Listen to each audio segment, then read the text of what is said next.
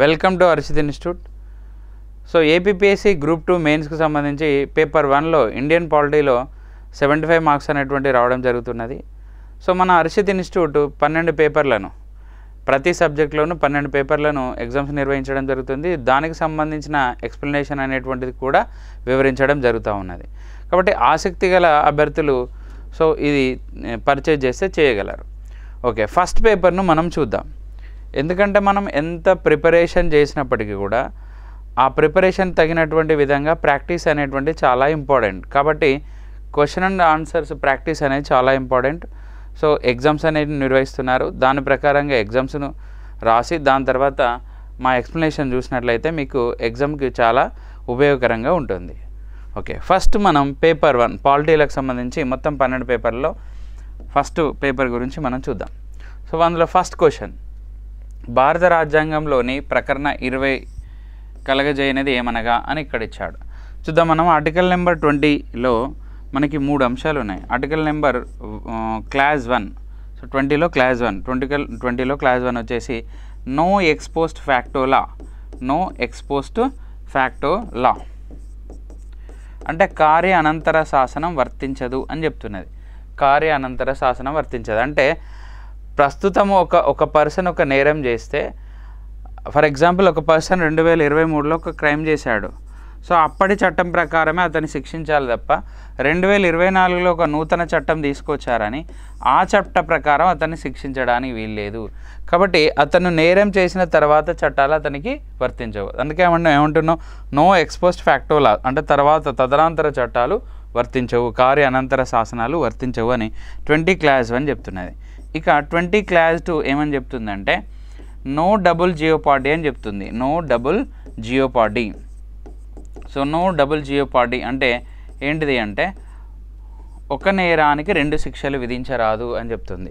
ఒక నేరానికి 2 శిక్షలు విధించరాదు. ఒక పర్సన్ ఒక నేరం చేస్తే ఆ నేరం ప్రకారం అతనికి శిక్ష విధించాలి తప్ప సో ఒక్కసారి విచారణ చేసి ఒక శిక్ష విధించి మళ్ళీ తర్వాత విచారణ చేసి రెండోసారి శిక్ష విధించడానికి వీల్లేదు. ఒక నేరానికి ఒక శిక్ష మాత్రమే విధించాలి.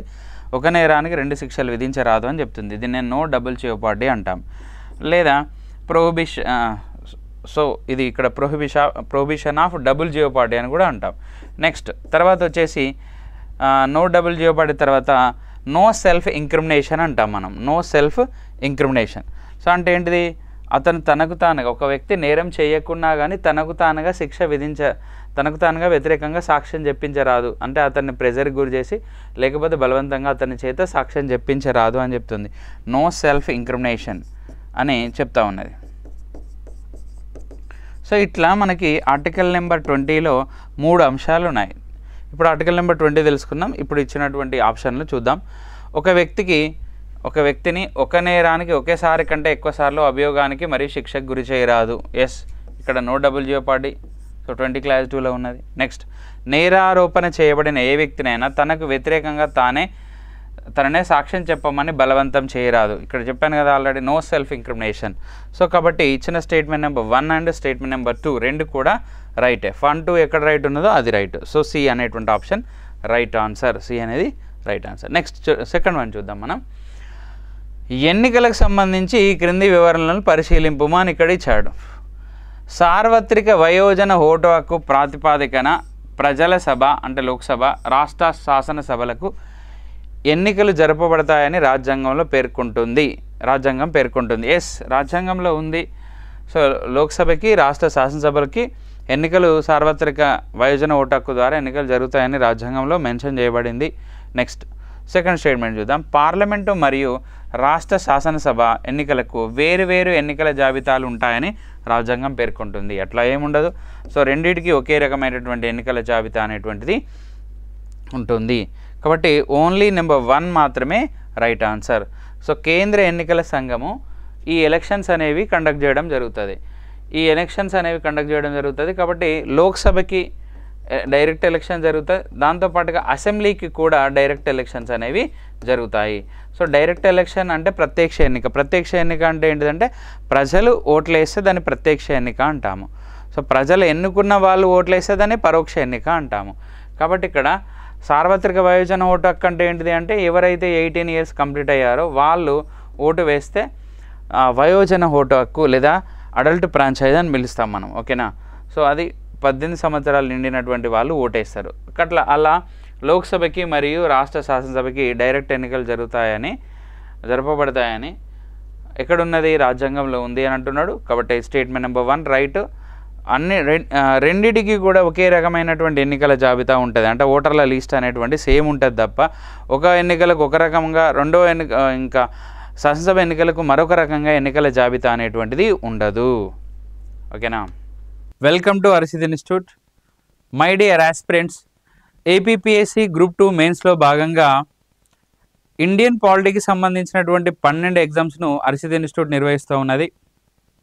సో దానిలో భాగంగా 12 ఎగ్జామ్స్, ఒక్కొక్క దానిలో మనకు పేపర్ 1లో ఇండియన్ పాలిటీకి సంబంధించినటువంటి 75 మార్కులు ఇచ్చాడు కాబట్టి ఈచ్ 1 మార్క్కి 1 క్వశ్చన్ కాబట్టి 12 × 75 మొత్తం 900 క్వశ్చన్స్ అనేవి సో అందించడం జరుగుతూ ఉన్నది. ఆసక్తి గల అభ్యర్థులు ఎవరైనా ఉంటే కంపల్సరిగా ఈ కోర్సును తీసుకోండి, మీకు ప్రిపరేషన్కి చాలా యూజ్ఫుల్ అవుతుంది. ఎందుకంటే మనకి ప్రిపరేషన్ అనేది ఎంత ముఖ్యమో, చదవడం అనేది ఎంత ముఖ్యమో, ఆ చదివినటువంటిది మనం కరెక్ట్గా చదువుతున్నామా లేదా అనేది అంచనా వేయడానికి ఈ ప్రాక్టీస్ బిట్స్ అనేటువంటివి చాలా చాలా ముఖ్యం. ఎందుకంటే ఒక అభ్యర్థి క్వశ్చన్స్కు అనుగుణంగా అతని ప్రిపరేషన్ అనేది ఉండాలి. సో మనకి గ్రూప్ 2 మెయిన్స్ అనేటువంటిది, గ్రూప్ 2 అనేటువంటిది 2008 నుంచి ప్యాటర్న్ అనేది చేంజ్ అయింది. ఉమ్మడి ఆంధ్రప్రదేశ్లో ప్యాటర్న్ అనేది చేంజ్ అయింది. అంతకుముందు ఆప్షనల్ పద్ధతిలో గ్రూప్ 2 మెయిన్స్ను నిర్వహించేవారు. అయితే 2008 నుండి ఈ అందరికీ కామన్ పేపర్ అనేది చేయడం జరిగింది. అప్పటి నుంచి అంటే 2008 నుండి రాజశేఖర రెడ్డి గవర్నమెంట్లో 2008లో, తర్వాత కిరణ్ కుమార్ రెడ్డి గవర్నమెంట్లో 2 సార్లు ఏపీపీఎస్సీ గ్రూప్ 2 నిర్వహించడం జరిగింది. దాని తర్వాత ఉమ్మడి ఆంధ్రప్రదేశ్ విడిపోయిన తర్వాత చంద్రబాబు నాయుడు ప్రభుత్వంలో కూడా గ్రూప్ 2 అనేది నిర్వహించడం జరిగింది.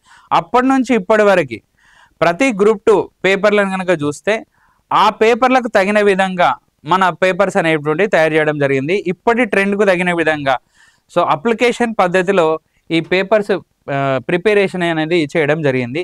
కాబట్టి దీనికి సంబంధించి ఈ పేపర్లతో పాటుగా ఎక్స్ప్లెనేషన్ అనేది కూడా ఉంటుంది. కాబట్టి అభ్యర్థులు గమనించగలరు, సంక్రాంతి వరకు, ఈ ఫెస్టివల్ వరకు 999గా ఉన్నటువంటి ఈ కోర్సును జస్ట్ 299 రూపీస్కు అందించడం జరుగుతూ ఉన్నది. ఇంట్రెస్ట్గా ఉన్నటువంటి అభ్యర్థులు ఎవరైనా ఉంటే ఈ కోర్సును తీసుకోగలరు. సో మీకు ఇది కరెక్ట్గా చెప్తున్నారా లేదా అనేది చూసుకోవడానికి కావాలంటే అర్షిత్ ఇన్స్టిట్యూట్ యాప్ను ఇన్స్టాల్ చేసుకొని మీరు ప్లేస్టోర్ నుండి ఇన్స్టాల్ చేసుకొని ఒక వీడియోను ఫ్రీగా చూడవచ్చు. ఆ వీడియో మీకు నచ్చినట్లయితే మాత్రమే ఈ కోర్సును మీరు పర్చేజ్ చేయవచ్చు, ఓకేనా. ఇది మీ ప్రిపరేషన్కి చాలా తోడ్పాటును అందిస్తుంది, ఎందుకంటే అప్లికేషన్ ఓరియంటేషన్లో క్వశ్చన్స్ అనేవి తయారు చేయడం జరిగింది. సో మీకు ఆసక్తి గల అభ్యర్థులు తీసుకోగలరని మనవి. నెక్స్ట్ నెంబర్ 3 చూద్దాం. మనం ఇక్కడ జోనల్ కౌన్సిల్కి సంబంధించి క్వశ్చన్ అడగడం జరిగింది. క్రింద వాక్యాలను పరిశీలించు అంటున్నాడు.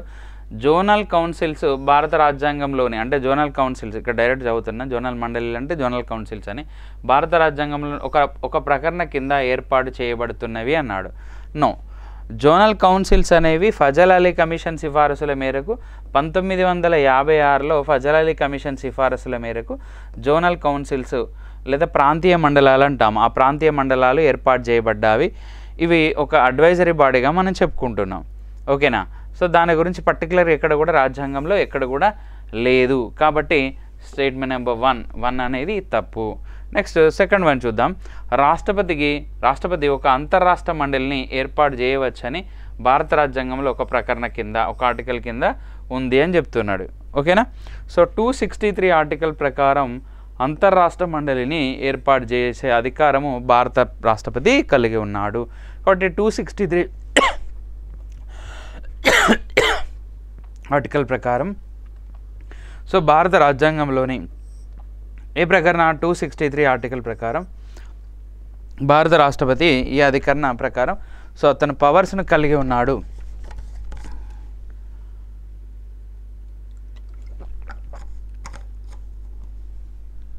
నెక్స్ట్ వన్ చూద్దామండి. సారీ, అన్ని జోనల్ కౌన్సిల్స్కి, నేను జోనల్ మండలిని డైరెక్ట్ కౌన్సిల్స్ అని చదువుతున్నా, అన్ని జోనల్ కౌన్సిల్స్కి కేంద్ర హోంమంత్రి ఉమ్మడి చైర్మన్గా ఉండబడతాడు. సో నామనిర్దేశం అంటే ఇక్కడ ఉండబడతాడని అర్థం. ఇక్కడ సో కాబట్టి ఇది కూడా రైట్ ఆన్సరే. కాబట్టి ఇక్కడ ఇచ్చిన స్టేట్మెంట్లో 2 and 3 రైట్.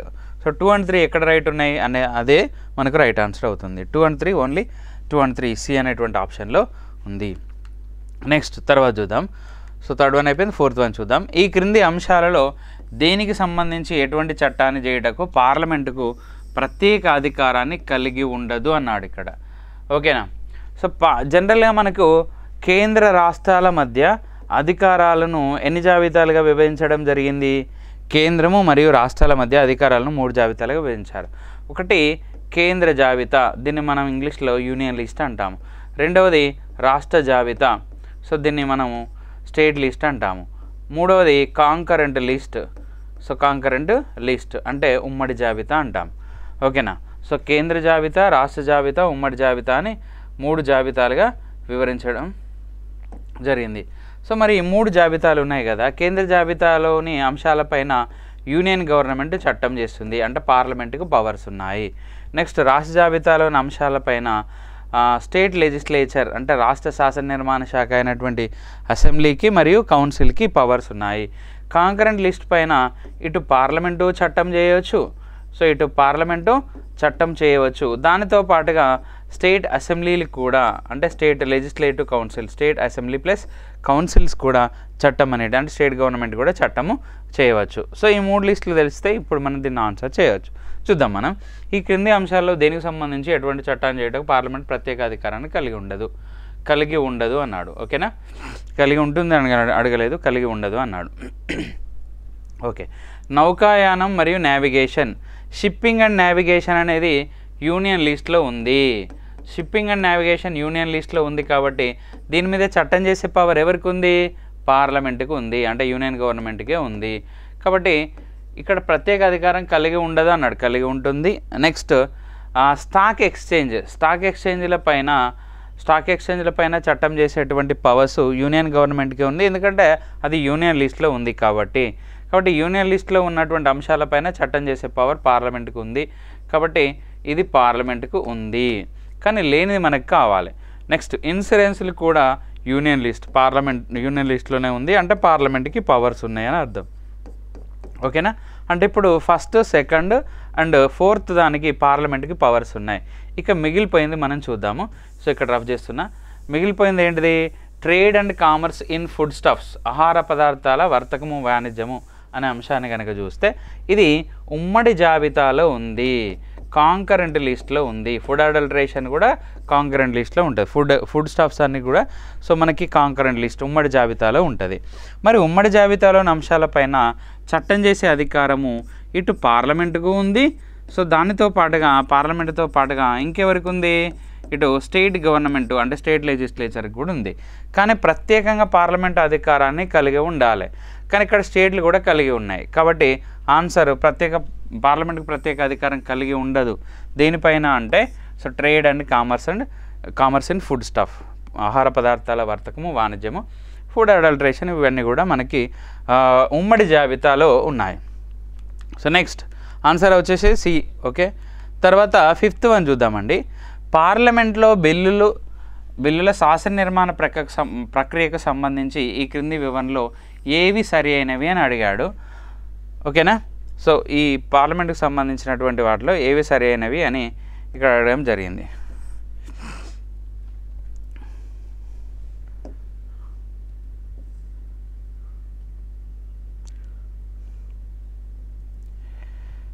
ఓకే సరే. ఇప్పుడు పార్లమెంట్లో అనిర్ణీత స్థితిలో ఉన్న ఒక బిల్లు సభలు సమావేశం చేయబడినవి అనే కారణం చేత రద్దయిపోతాయి. ఇవన్నీ కాదండి. ఫస్ట్ మనకు అసలు ఎలాంటి సందర్భంలో బిల్లులు ల్యాప్స్ అవుతాయి అంటే రద్దు అవుతాయి అనేది మనం తెలుసుకుంటే దానికి ఈజీగా ఆన్సర్ అనేది చేయవచ్చు. ఫర్ ఎగ్జాంపుల్ ఏదైనా ఒక గవర్నమెంట్ బిల్లును, ఏదైనా ఒక ప్రభుత్వ బిల్లును మనం ఏ హౌస్లోనైనా ఇంట్రడ్యూస్ చేయొచ్చు.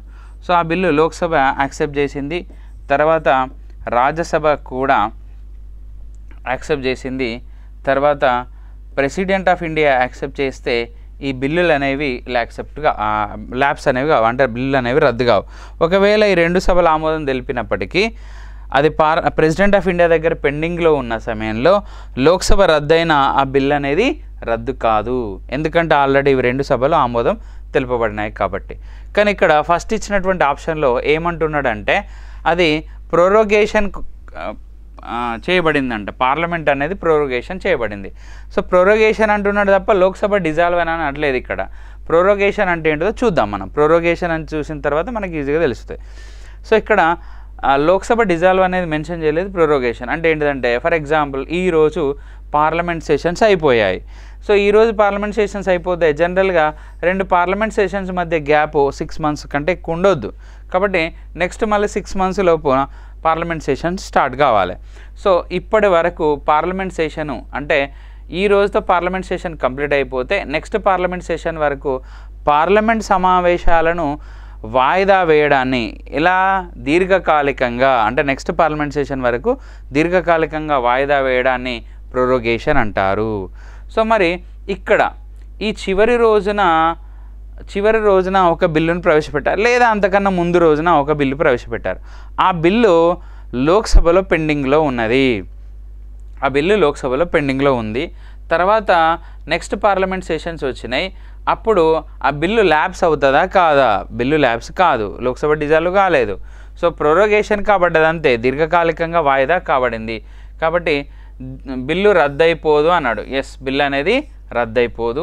కాబట్టి స్టేట్మెంట్ నెంబర్ 1 అనేది రైట్ ఆన్సరే, బిల్లు రద్దయిపోదు. ఎందుకంటే ఇక్కడ లోక్సభ డిజాల్వ్ కాలేదు, ఓన్లీ పార్లమెంట్ సెషన్స్ వాయిదా పడ్డాయి, అవి దీర్ఘకాలికంగా వాయిదా పడినాయి. కాబట్టి నెక్స్ట్ పార్లమెంట్ సెషన్కు ఆ బిల్లు వెంటనే కంటిన్యూషన్ అయిపోతుంది. ఓకేనా. లోక్సభలో ఆమోదం పొందకుండా రాజ్యసభలో విచారణలో ఉన్న ఒక బిల్లు లోక్సభ రద్దయినప్పుడు రద్దు కాదు అంటున్నాడు, ల్యాబ్స్ కాదు. కాలదోషం అంటే ఇక్కడ రద్దు చెందదు అని రాసుకోండి. సో రద్దు చెందదు, రద్దు కాదు. ఓకేనా. ఇక్కడ చూద్దాం మనం ఏంటిది, ఏదైనా ఒక బిల్ అంట. సో ఎక్కడైనా గవర్నమెంట్ బిల్లు ఏ హౌస్లోనైనా ఇంట్రడ్యూస్ చేయొచ్చు. అయితే ఫస్ట్ ఈ బిల్లును రాజ్యసభలో ఇంట్రడ్యూస్ చేశారు, ఇంకా బిల్లు లోక్సభకి వెళ్ళలేదు, లోక్సభ ఆమోదమే పొందబడలేదు. సో రాజ్యసభ దగ్గర ఉన్నది.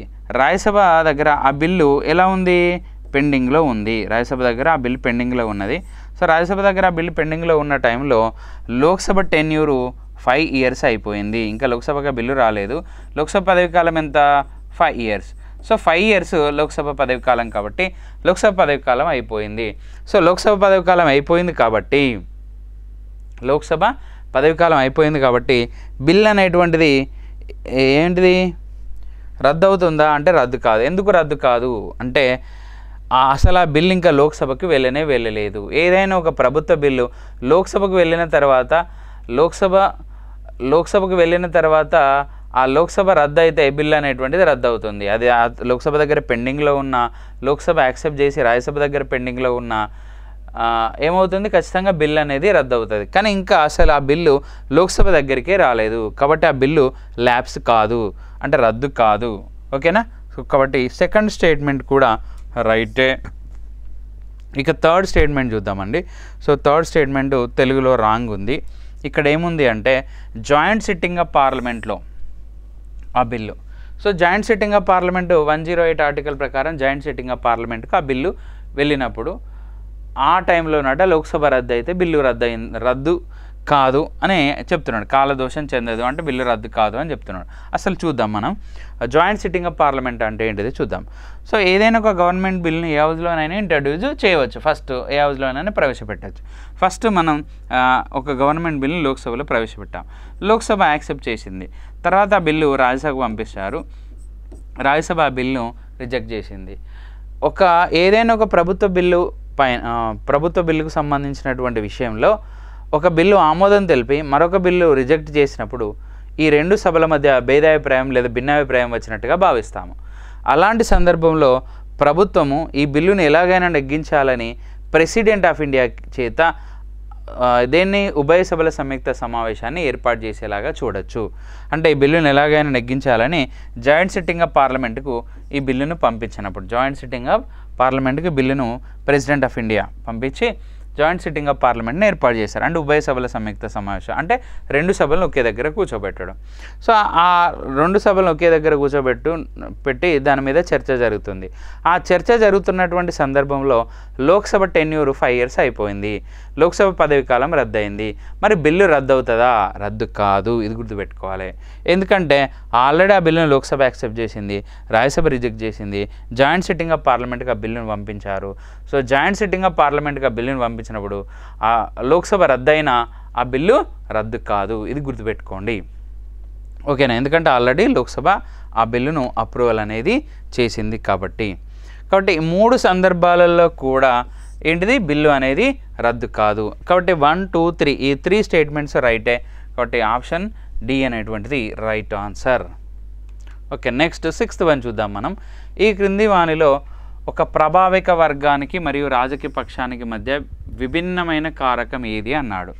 సో ఒక ప్రభావిక వర్గం అంటే స్టూడెంట్స్ కావచ్చు, కాస్ట్ కుల సంఘాలు కావచ్చు, లేదంటే ఏంటిది ఎంప్లాయీస్ యూనియన్ కావచ్చు, అంటే ఉద్యోగ సంఘాలు కావచ్చు, లేదా మహిళా సంఘాలు కావచ్చు.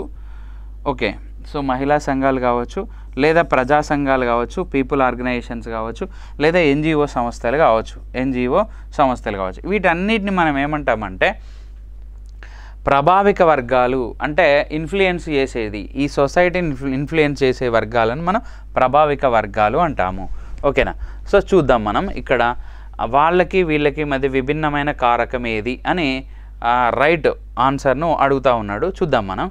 ప్రభావిక వర్గాలు కొంతమందికే పరిమితమైనవి కాగా రాజకీయ వర్గాలు లార్జర్ నెంబర్ అంటే చాలామందికి పరిమితమైనవి అన్నాడు. నో, ప్రభావిక వర్గాలే ఎక్కువ మందికి పరిమితమైనవి వీళ్ళందరూ. సో పొలిటికల్ పార్టీస్ అంటే రాజకీయ పక్షాలు తక్కువ మందికి పరిమితమైనవి, కానీ ఇక్కడ రివర్స్గా ఇచ్చాడు. కాబట్టి ఇది రాంగ్ ఆన్సర్.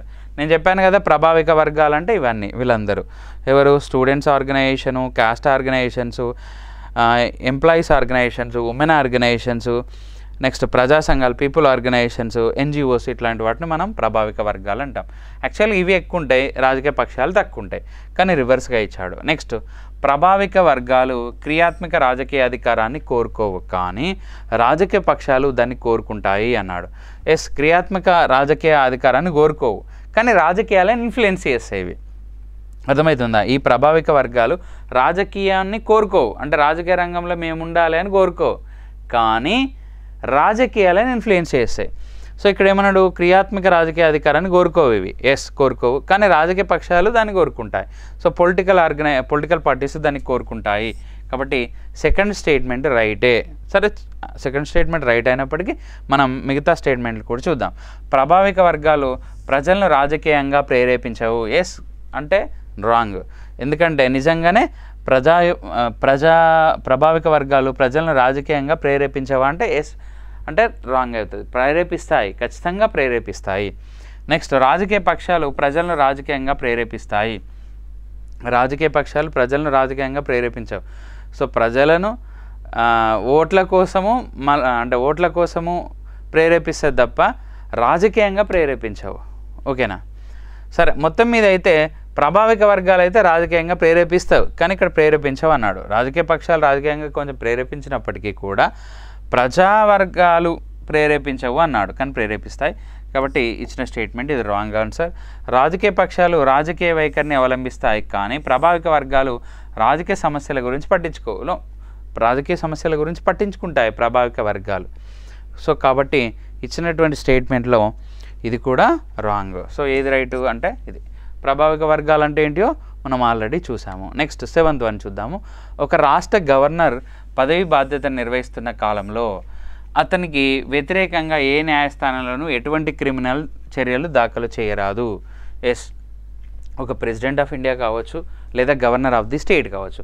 సో 361 అనే ఆర్టికల్ ప్రకారం, 361 అనేటువంటి ఆర్టికల్ ప్రకారం సో ప్రెసిడెంట్ ఆఫ్ ఇండియాకి మరియు గవర్నర్ ఆఫ్ ది స్టేట్కి స్పెషల్ ప్రొవిజన్స్ అనేవి ఉంటాయి. కాబట్టి వీళ్ళపైన క్రిమినల్ కేసులు నమోదు చేయడానికి వీల్లేదు. సో క్రిమినల్ చర్యలు దాఖలు చేయరాదు. ఎస్ రైటా ఇది.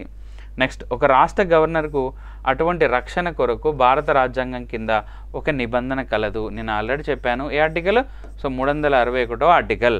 కాబట్టి 361వ ఆర్టికల్ అనేటువంటిది రైటే, అంటే ఒక స్పెషల్ ప్రొవిజన్ ప్రొవైడ్ చేస్తూ ఉన్నారు, అది దానికోసం పర్టికులర్గా ఒక ఆర్టికల్ అనేటువంటిది ఉంది, కాబట్టి ఇది రైట్. సో ఇవి ఒకదానికొకటి ఏంటిది, ఇవి రెండు రైటే. సో రెండు విడివిడిగా సరి అయినవి మరియు ఏకు సరి అయిన వివరణ ఈ ఆర్టికల్ కిందనే కదా. సో ఇట్లాంటి స్పెషల్ ప్రొవిజన్ కల్పించబడుతుంది, కాబట్టి ఇందులో ఏ అనేటువంటిది రైట్ ఆన్సర్. రెండు రైటే, ప్లస్ ఆర్ అనేది దేనికి సరి అయిన వివరణ, ఏకు సరి అయిన వివరణ. ఓకేనా. మరి ఒకవేళ సివిల్ కేసులు పెట్టాలంటే, క్రిమినల్ కేసులు అసలు నమోదు చేయడానికి వీలు లేదని చెప్తున్నది. మరి సివిల్ కేసులు వేయాలంటే 2 నెలల ముందు నోటీసు ఇవ్వాలి. ఎన్ని నెలల ముందు, 2 నెలల ముందు నోటీస్ అనేది ఇవ్వాల్సి ఉంటుంది. నెక్స్ట్ తర్వాత 8th వన్ చూద్దాం మనం. సో 8వది, ఒక మున్సిపల్ కార్పొరేషన్ వీటి నుండి ఆదాయాన్ని సమకూర్చుకును అంటున్నాడు ఇక్కడ. సరే చూద్దాం ఏంటిది, స్థానిక పన్నులు. స్థానిక పన్నులు అంటే హౌస్ ట్యాక్స్, వాటర్ ట్యాక్స్ అట్లాంటి వాటిని స్థానిక పన్నులు అంటాము. సో స్థానిక పన్నుల నుండి ఇన్కమ్ వస్తుందా, ఎస్ వస్తుంది. నెక్స్ట్ రాష్ట్ర ప్రభుత్వం నుంచి గ్రాంట్లు వస్తాయా, ఎస్ వస్తాయి. స్టేట్ గవర్నమెంట్ గ్రాంట్స్ ఇస్తుంది మున్సిపాలిటీలకి, ఏంటిది మున్సిపల్ కార్పొరేషన్లకి గ్రాంట్స్ అనేవి ఇస్తుంది. నెక్స్ట్ పారితోషిక సంస్థల నుండి ఆదాయము అంటే రెమ్యునరేటివ్ ఎంటర్ప్రైజెస్ అంటున్నాం మనం. అంటే చిన్న ఏమంటాము, చిన్న కార్పొరేటివ్ సంస్థలు లేదా మనం ఏమంటాం పబ్లిక్ సెక్టార్ ఎంటర్ప్రైజెస్ కాకుండా ప్రైవేటుకు సంబంధించినటువంటి ఎంటర్ప్రైజెస్ అంటే వ్యాపారం చేసేటువంటి సంస్థల నుంచి ఆదాయం వస్తుందా అంటే వస్తుంది కదా. సో అక్కడ ఫర్ ఎగ్జాంపుల్ మన కార్పొరేషన్లో, మన మున్సిపల్ కార్పొరేషన్లో ఒక చిన్న వ్యాపారం స్టార్ట్ చేసుకున్నాము. సో మన ఎంటర్ప్రైజెస్గా పేరుతోటి ఏదో ఒక పేరుతోటి మనము వ్యాపారం స్టార్ట్ చేసుకున్నాం. మరి మనం గవర్నమెంట్ మున్సిపాలిటీ యొక్క పర్మిషన్ తీసుకోవాలి కదా. సో ఆ మున్సిపాలిటీకి మనం డబ్బులు పేయాల్సి ఉంటుంది, ట్యాక్స్ రూపంలో పేయాల్సి ఉంటుంది. కాబట్టి పారితోషిక సంస్థల నుండి ఆదాయం వస్తుందా అంటే వస్తుంది. నెక్స్ట్ రాష్ట్ర ప్రభుత్వానికి మరియు సంబంధిత మున్సిపల్ కార్పొరేషన్ల మధ్య, రాష్ట్ర ప్రభుత్వానికి మరియు సంబంధిత మున్సిపల్ కార్పొరేషన్ల మధ్య పన్నుల పంపకం జరుగుతుంది.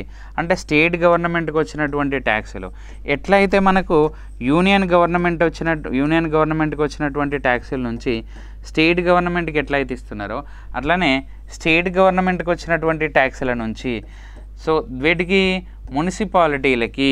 మున్సిపాలిటీలకు ఏం చేస్తారు, సో డబ్బులు అనేటువంటి ట్యాక్స్ అనేటువంటి పంపకం చేస్తారు. కాబట్టి ఇచ్చిన స్టేట్మెంట్లో అన్నీ కూడా రైటే.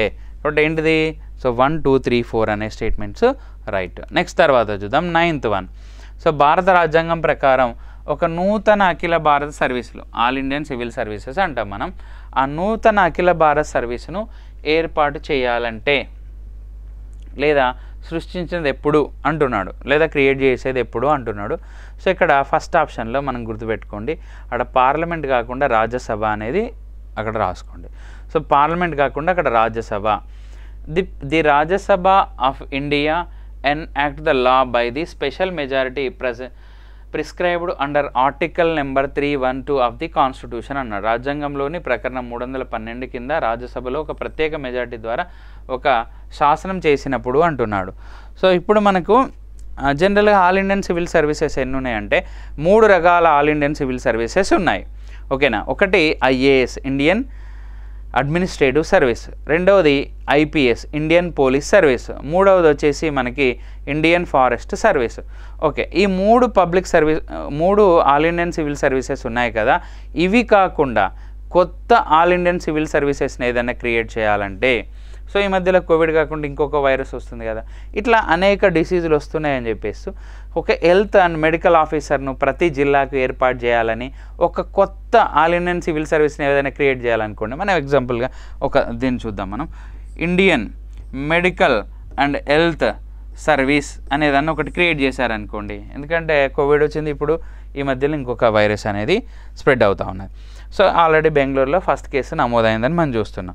సరే, ఇండియన్ మెడికల్ హెల్త్ సర్వీస్ అనే ఒక కొత్త ఆల్ ఇండియన్ సివిల్ సర్వీసెస్ను క్రియేట్ చేయాలంటే, all Indian civil services create చేయాలంటే అది ఏ ఆర్టికల్ ప్రకారం క్రియేట్ చేయాలి, 312 ఆర్టికల్ ప్రకారం క్రియేట్ చేయాలి.